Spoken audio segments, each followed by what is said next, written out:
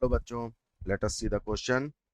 A 0.1 molar solution of glucose is separated from 0.1 molar solution of cane sugar by a semi-permeable membrane. दोनों को separate किया है हमने semi permeable membrane से. Then which one of the following statements is correct? कौन सा statement correct है? दो सॉल्यूशन से हमारे पास एक ग्लूकोज का सॉल्यूशन है जिसकी कॉन्सेंट्रेशन 0.1 मोलर है और दूसरा केन शुगर का सॉल्यूशन है, उसकी भी कॉन्सेंट्रेशन 0.1 मोलर है.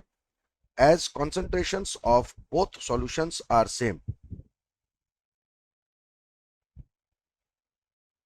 इसलिए जो भी लोअरिंग है वेपर प्रेशर्स में वो दोनों साइड में बिल्कुल सेम होगी.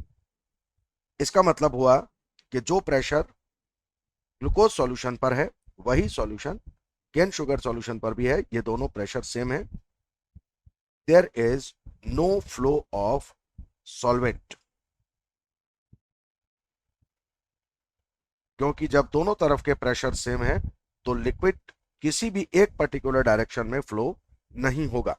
सॉल्वेंट हमेशा मूव करता है लोअर प्रेशर, हायर प्रेशर से लोअर प्रेशर की तरफ.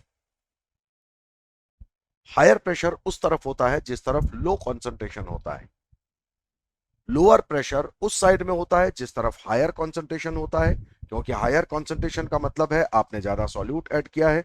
ज्यादा सॉल्यूट ऐड किया है तो वेपर प्रेशर में लोअरिंग ज्यादा होगी और वेपर प्रेशर कम होगा. Anyway, which option is correct here? Water will flow from glucose solution to cane sugar? No. Cane sugar will flow across the membrane into glucose solution? Not at all.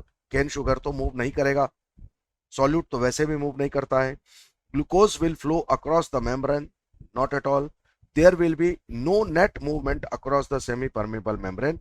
This option is absolutely correct. I hope you understood. Best of luck.